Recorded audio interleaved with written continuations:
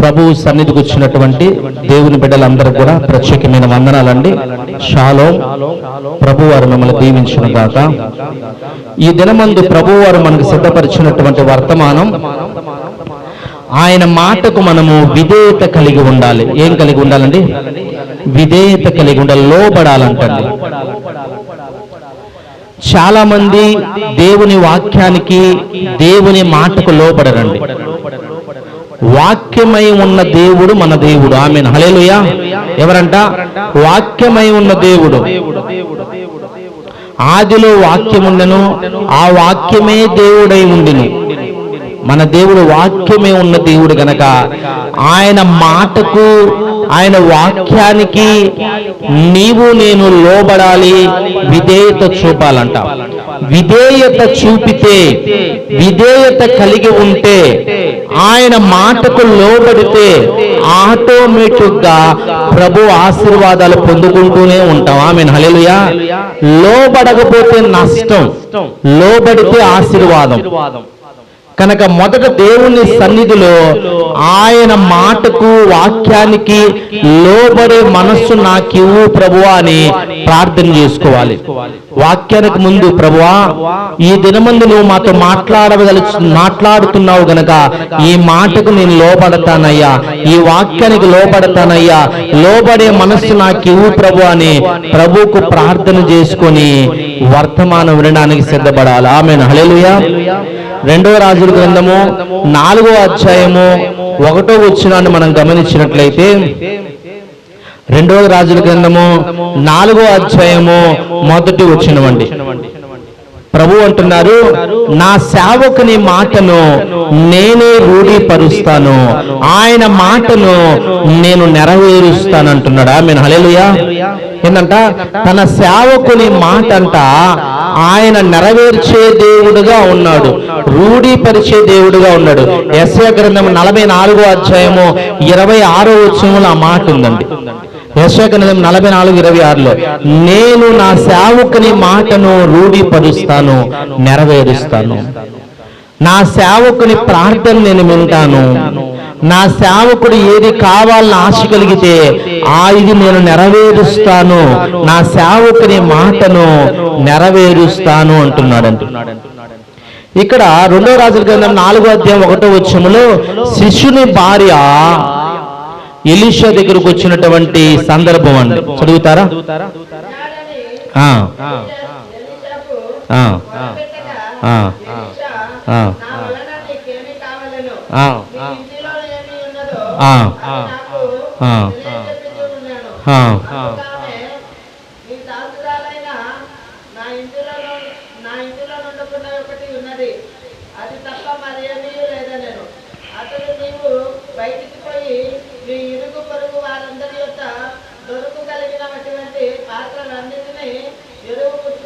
స్తోత్రం, హల్లెలూయా. గమనించాలండి, ఎలీషా ప్రవక్త దగ్గర చాలా మంది శిష్యులు ఉన్నాడండి. ఒక శిష్యుడు, ఎలీషాని వెంబడిస్తున్నటువంటి శిష్యుడు అనుకోని రీతిగా హఠాత్తుగా చనిపోయాడు. చనిపోయినప్పుడు ఆ శిష్యుని భార్య ఏం చేయాలి? నా భర్త అప్పులు చేసి చనిపోయాడు, ఎలా నా పరిస్థితి అని ఆలోచన చేస్తున్నప్పుడు, ఇన్ని దినాలు ఈ ఎలీషా ప్రవక్తని నా భర్త వెంబడించాడు కదా, అతని దగ్గరికే వెళ్దాం, అతనే ఏదో న్యాయం మాకు చేస్తాడు అని చెప్పి ఆ ఎలీషా ప్రవక్త దగ్గరికి శిష్యుని భార్య వచ్చిందండి. వచ్చి అంటుంది, అయ్యా ఇన్ని దినాలు నా భర్త నీ శిష్యుడుగా నీ దగ్గరే ఉన్నాడు కదయ్యా, నీతోనే తిరుగుతూ ఉన్నాడు, అనుకోని రీతికి ఆయన చనిపోయాడు. అతను చనిపోతూ చాలా అప్పులు చేసి చనిపోయాడయ్యా. ఈ సమయమందు అప్పుల వాడు మా ఇంటికి వచ్చి నాకు కలిగిన 2 బిడ్డల్ని తీసుకుని వెళ్తానంటున్నాడు. మరి నా పరిస్థితి ఎలాగయ్యా? నా బిడ్డలు లేకుండా నేను బ్రతకలేను, మరి అప్పులు తీరాలి, నీవే నాకేదో సహాయం చేయి, నా భర్తని నువ్వు వెంబడించాడు గనక నువ్వు ఏదో ఒక సహాయం నాకు చెయ్యి అంటుందండి. ఎలీషా అన్నాడు, నాతో నీకేం పనమ్మా, నీకేం కావాలి మొదట చెప్పు, అసలు నీ ఇంట్లో ఏముందో నాకు తెలియపరచు అంటున్నాడండి. ఏముందో నీ ఇంట్లో నాకు చెప్పు అంటే ఆమె అంటుంది ఉన్నది ఉన్నట్లుగా చెబుతుందండి. చాలా మంది ఏమీ లేవు పాస్టర్ గారు, ఇంట్లో ఏమీ లేవు, జేబుల్లో ఏమీ లేవు, బ్యాంకుల్లో ఏమీ లేవు, ఏమీ లేవండి, చాలా పరిస్థితి ఇబ్బందికరంగా ఉందండి అని దేవుడు దీవించినా కూడా ఏమీ లేవు అంటాడండి. దేవుని సన్నిధిలో ఏమీ లేవంటే వారి పరిస్థితి ఎలా ఉంటుంది? దేవుడు దీవించినప్పుడు అయ్యా నన్ను దీవించాడు, నన్ను గొప్పగా దీవించాడయ్యా అని దేవుని సన్నిధిలో కృతజ్ఞత మనసుతో యథార్థ హృదయముతో కృతజ్ఞతలు చెల్లిస్తే ఎంత సంతోషం అండి. ఏమీ లేవండి. దేవుడు ఎన్ని చేసినా ఏమీ లేవు అంటారు. ఇక్కడ ఏమైతే ఏమి దాచుకోవడంలా, ఏముందమ్మా నీ ఇంట్లో అంటే అయ్యా నా ఇంట్లో ఏమీ లేదు కానీ ఒక నూనె కుండ ఉందయ్యా, దాంట్లో కొంత నూనె ఉంది, కొంచెం నూనె ఉందయ్యా, ఇంకేమీ లేదయ్యా. ఎలీషా అంటున్నాడు నిజమే చెప్పిందని గ్రహించి ఇదిగో నీ ఇరుగు పొరుగు వారి దగ్గరికి వెళ్ళి అప్పుగా అరువుగా కుండలు ఇంక సామాన్లు అన్ని తీసుకురండి, బిందెలు అన్ని తీసుకొచ్చుకోండి అని చెప్పగానే ఆయన మాటకు వీరు లోపడ్డారండి. ఎలీషా ప్రవక్త చెప్పినప్పుడు వాళ్ళు అనాలి, ఏమయ్యా మేము అప్పు తీర్చడానికి డబ్బు కావాలని మేము అంటుంటే, అప్పుల వానికి డబ్బు కట్టాలని మేము అంటుంటే నువ్వేమంటున్నావు? ఇరుగు పొరుగు వారి దగ్గరికి వెళ్ళి కుండలు సామాన్లు బిందెలు అన్ని తెచ్చుకోమంటున్నావు. మా దగ్గర ఉన్నది కొంచెం నూనె ఉంది, ఇన్ని నింపడానికి నూనె ఎక్కడి నుంచి వస్తుంది? మాతో ఏమన్నా సరదా ఆడుతున్నావా అని అనాలండి. కానీ వారు ఎలీషా మాట, ప్రవక్త మాట వింటున్నారంటే ఈ ప్రవక్త చెబితే అది మేలు కొరకే. Amen hallelujah. దైవజనుడు చెబితే అది మేలు కొరకే, నష్టము కాదు, అది మేలు కొరకే అని నమ్మి ప్రతి ఇంటికి వెళ్ళి అప్పుగా పాత్రలన్నీ అడిగి అన్ని తెచ్చి వారి ఇల్లంతా నింపుకున్నారండి. వెంటనే ఎలీషా ప్రవక్త ప్రార్థన చేశాడు, ప్రభువా ఈ నూనె కుండలో ఉన్నటువంటి నూనెను ఒక ఊటగా మార్చయ్యా. ఆమేన్ హల్లెలూయా. ఇదిగో ఈ నూనె కుండ నూనె ఊటగా మారును గాక అని ప్రార్థన చేసి ఇదిగో మీరు ముంచి దీంట్లో ఈ కుండలో నుంచి నూనె ముంచి ఈ పాత్రలన్నీ నింపమని చెప్పాడండి. ఆమేన్ హల్లెలూయా. వీరు ధైర్యముగా ఆ కుండలో ముంచితే నూనె వస్తుంది, పాత్రలన్నీ నింపుతున్నారు. ఎన్నిసార్లు ముంచినా అన్నిసార్లు నూనె ఉబుగుతూ ఉందంట. స్తోత్రం. మొత్తం తెచ్చిన పాత్రలన్నీ నింపేశారు, ఇంకా నూనె వస్తూనే ఉందండి.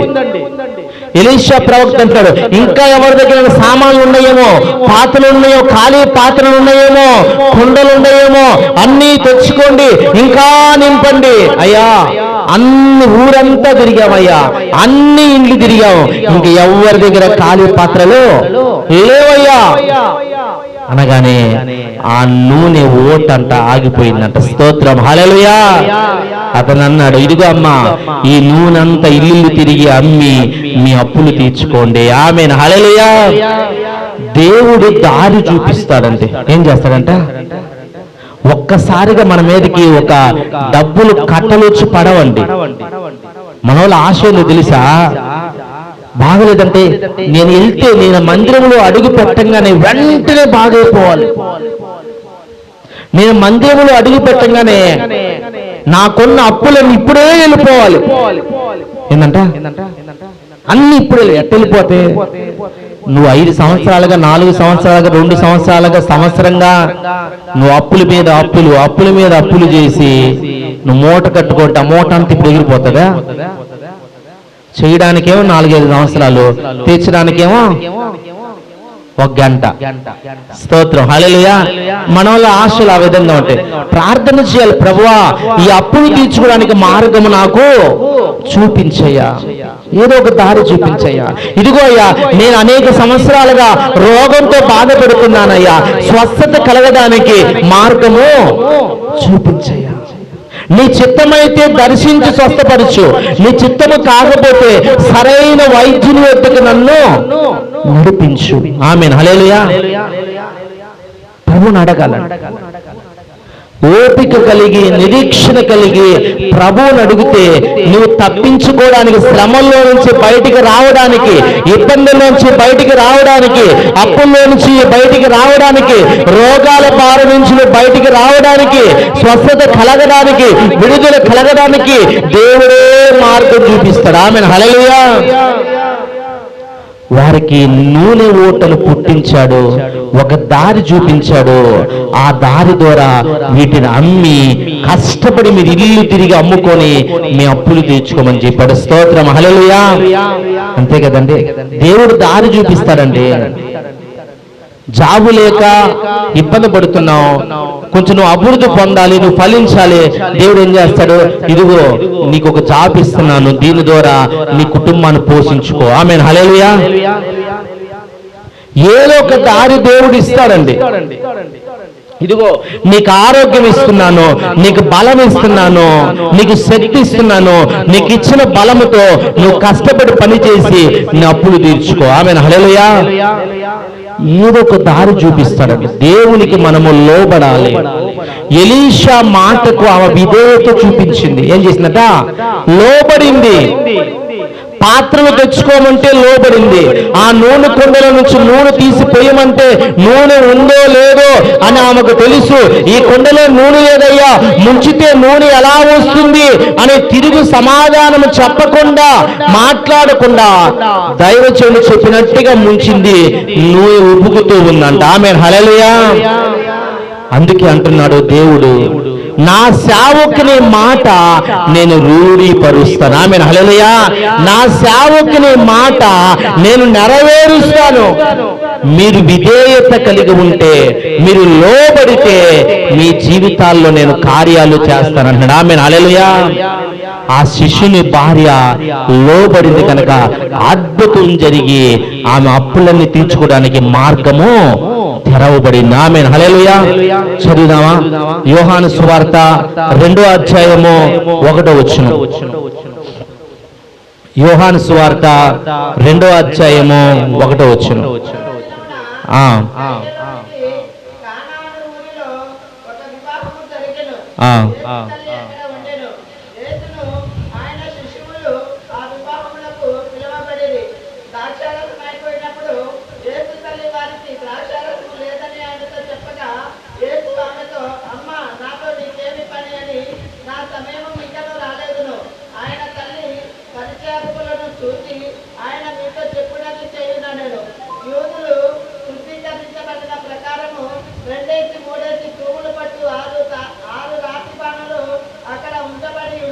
స్తోత్రం.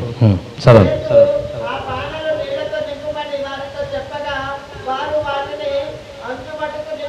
స్తోత్రం. హల్లెలూయా.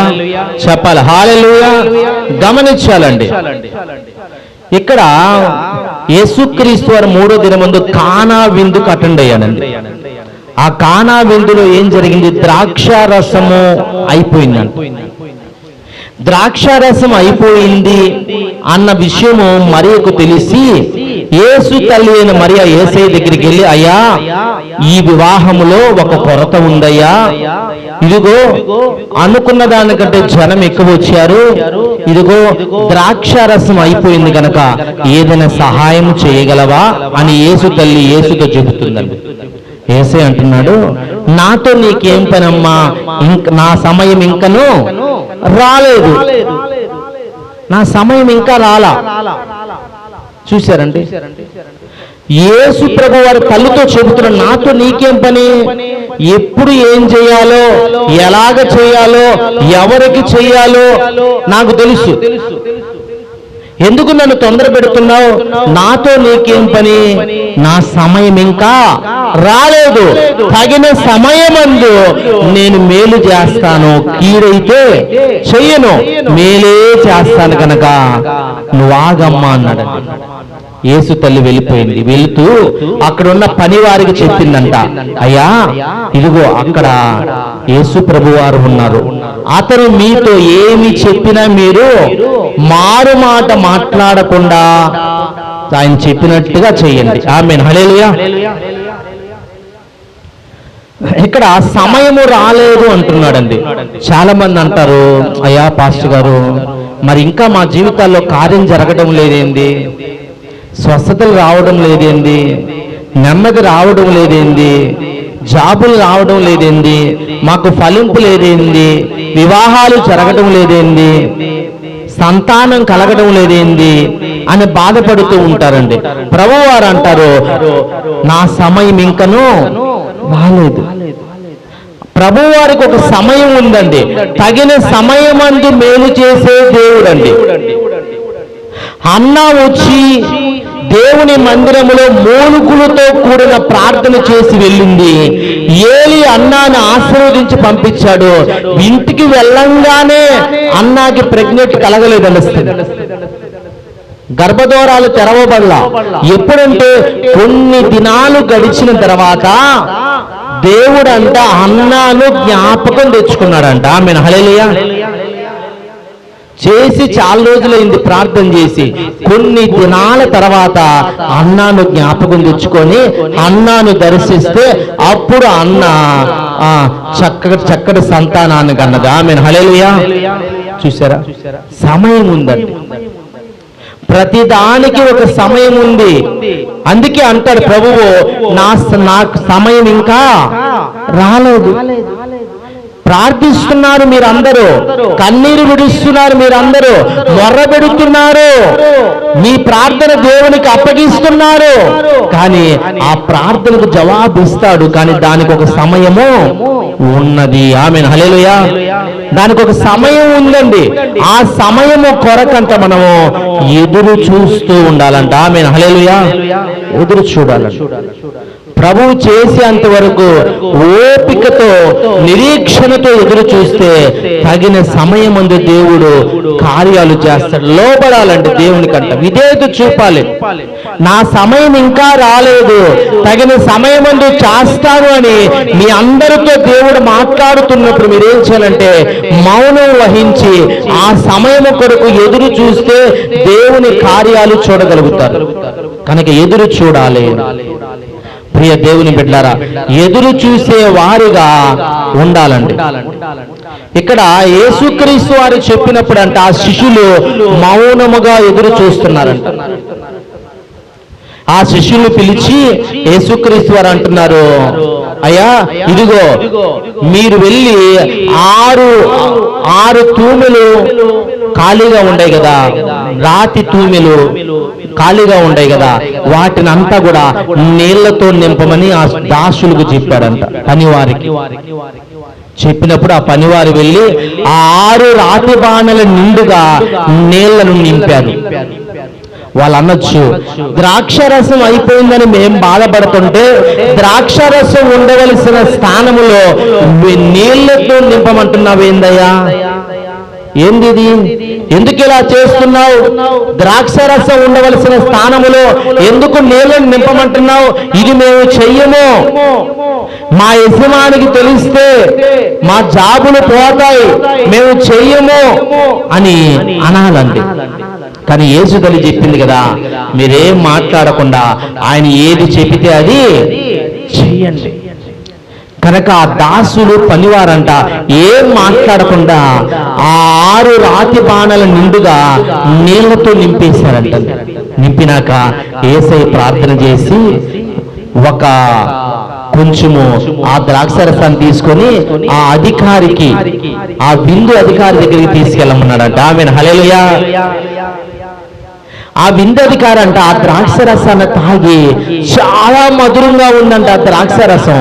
తానే ఆశ్చర్యపోయి ఆ ఇంటి యజమాని పిలిచి అంటున్నారంట, అయ్యా అనేక విందుల్లో మేము చూసింది ఏంటంటే మొదట మంచి ద్రాక్షరసం పోస్తారు, చివరిలో అందరూ మత్తులుగా ఉన్నప్పుడు పనికిరాని ద్రాక్షరసం పోస్తారు. ఎందుకంటే వాళ్ళకి తెలియదు కదా. మీరేందో మొదటేమో చెడు ద్రాక్షరసం పోశారు, చివరిలో మంచి ద్రాక్షరసము మధురమైన ద్రాక్షరసం పోస్తున్నారు. ఏందయ్యా ఎంత మధురంగా ఉందో ఈ ద్రాక్షరసం అంటున్నాడు. ఆమేన్, హల్లెలూయా. చెప్పాలి, హల్లెలూయా. చూశారండి, యేసయ్య నీళ్లను నింపమంటే ఆ దాసులు పనివారు విన్నారు. అక్కడంట ఆశ్చర్యము జరిగి ఆ నీళ్ళంట మధురమైన ద్రాక్ష రసంగా మారిపోయినాయంట. ఆమేన్, హల్లెలూయా. ఎంత గొప్ప దేవుడు అండి. ఎందుకు అటువంటి కార్యము జరిగింది? ఎందుకు కానాను విందులో అద్భుతము జరిగింది?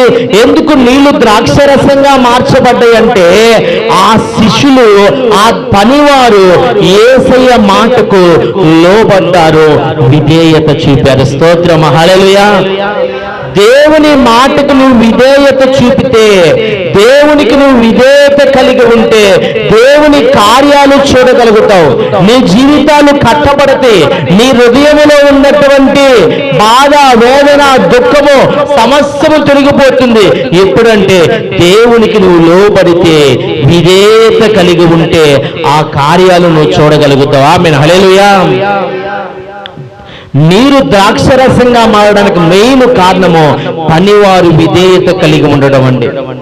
నీవు నేను యేసయ్య దృష్టిలో దాసులుగా ఉండాలి, పనివారిగా మనం ఉండాలండి, గొప్పవారము కాదండి.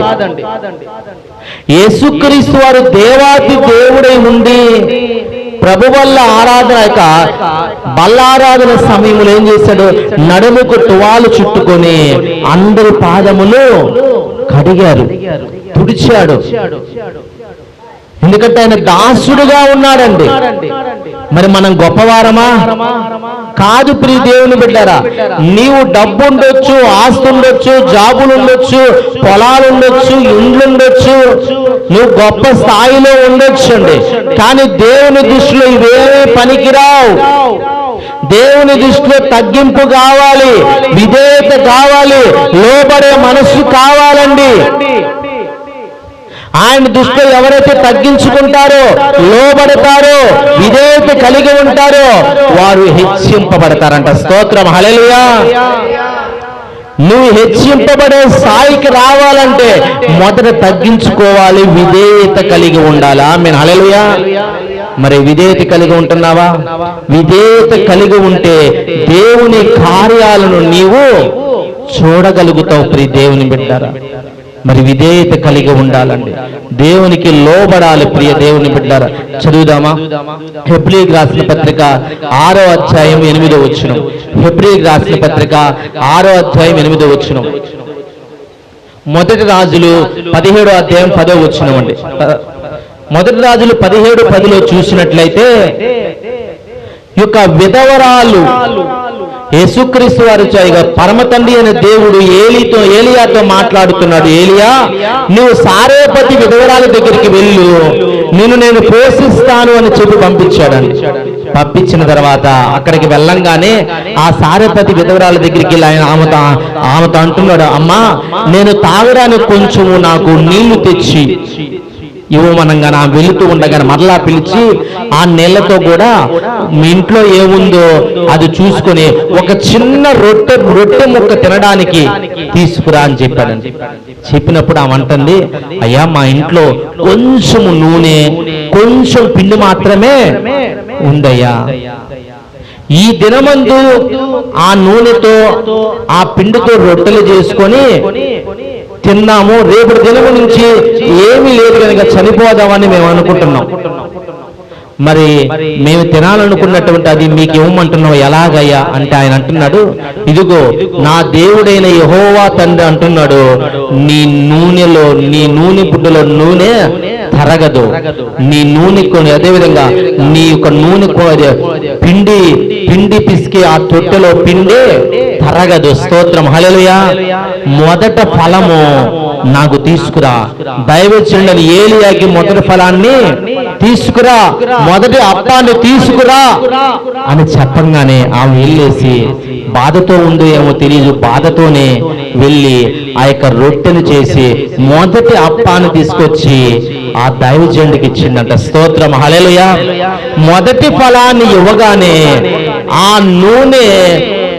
నూనె బుడ్డిలో నూనె ఉబ్బుకుతూ ఉందంట. ఆ యొక్క పిండి తొట్టెలో పిండి వస్తూనే ఉందంట. కరువు కాలం అంతయు కూడా అంట, వర్షాలు పడని కాలం అంతయు కూడా అంట పిండి తరగలేదంట, నూనె తరగలేదంట. స్తోత్రం, హల్లెలూయా. ఎందుకు అటువంటి అద్భుతం జరిగిందంటే, సారెపతి విధవరాల కుటుంబం ఎందుకు పోషింపబడిందంటే, వారు దైవజనుల మాటకు విధేయత చూపారు, లోబడ్డారంట. స్తోత్రం, హల్లెలూయా. లోబడితే అద్భుతం చూస్తామండి, లోబడకపోతే దేవుని కార్యాలు చూడము. సేవకుడు చెప్పినప్పుడు వినాలి, దేవుడు వాక్యం ద్వారా మాట్లాడినప్పుడు వినాలి, లోబడాలి, ఆ వాక్యానుసారంగా నడుచుకోవాలి. వాక్యానికి విధేయత కలిగి ఉండి వాక్యానుసారంగా నడుచుకుంటే అటువంటి కార్యాలు నీవు నేను కూడా చూస్తామండి. కానాను విందులో దాసులు లోబడితే నీరు ద్రాక్షరసంగా మార్చబడింది. శిష్యుని భార్య ఎలీషా ప్రవక్త మాటకు లోబడితే నూనె ఓట పుట్టింది, అప్పులు తీర్చబడ్డాయి. ఇక్కడ సారెపతి విధవరాలు మొదటి అప్పాన్ని దైవజనుని ఏలియాకి ఇవ్వడానికి సిద్ధపడి లోబడితే కరువు కాలం అంతయు తాను తన పిల్లవాడు పోషింపబడ్డాడు. స్తోత్రం, హల్లెలూయా. గమనించాలండి.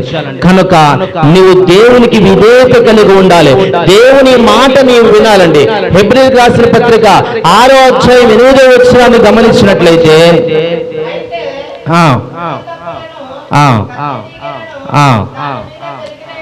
హెబ్రీయులకు రాసిన పత్రిక 6:8 ఇక్కడ గమనించినట్లయితే మనము 6:8 ఆయన కుమారుడు 5:8 అండి, 5:8 ఆయన కుమారుడై ఉండి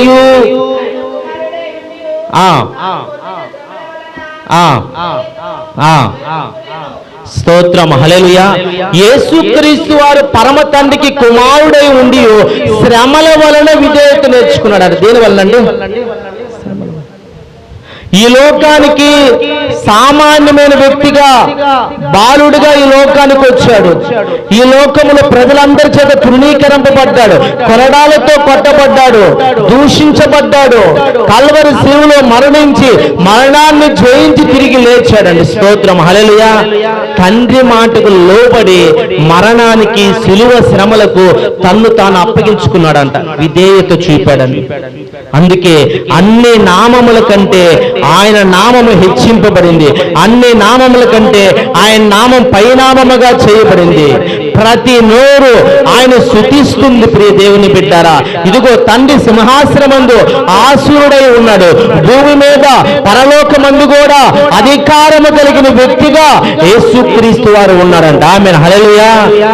ఎందుకంటే శిలువ శ్రమలకు తాను, తండ్రి మాటకు తాను విధేయత చూపి లోబడ్డాడంట. స్తోత్రం, హల్లెలూయా.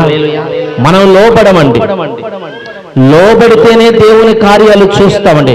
విధేయత కలిగి ఉంటేనే దేవుని కార్యాలు చూస్తాం. ఆయన దేవుడే ఉండి యేసయ్య విధేయత చూపిన రీతిగా నీవు నేను దేవుని వాక్యానికి విధేయత చూపితే ప్రభు కార్యాలను చూడగలుగుతాం. కానాను విందులో జరిగిన అద్భుతాలు చూడగలుగుతాం. సారెపతి విధవరాల జీవితంలో జరిగిన అద్భుతాలు మనం చూడగలుగుతాం. ఆ యొక్క శిష్యుల భార్య జీవితంలో జరిగిన అద్భుతాలు మనం చూడగలుగుతాం. ప్రియ దేవుని బిడ్డలారా, ఎప్పుడంటే విధేయత కలిగి ఉన్నప్పుడు. కనుక దేవుని మాటకు, దేవుని వాక్యానికి మనము విధేయత కలిగి ఉండి ప్రభువు ఇచ్చే దేవుళ్ళు పొందుకొని ప్రభు సాక్షులుగా ఉందాం. అటువంటి కృప ప్రభు వారు మనకు అనుగ్రహించునుగాక. ఆమేన్, ఆమేన్. కనులు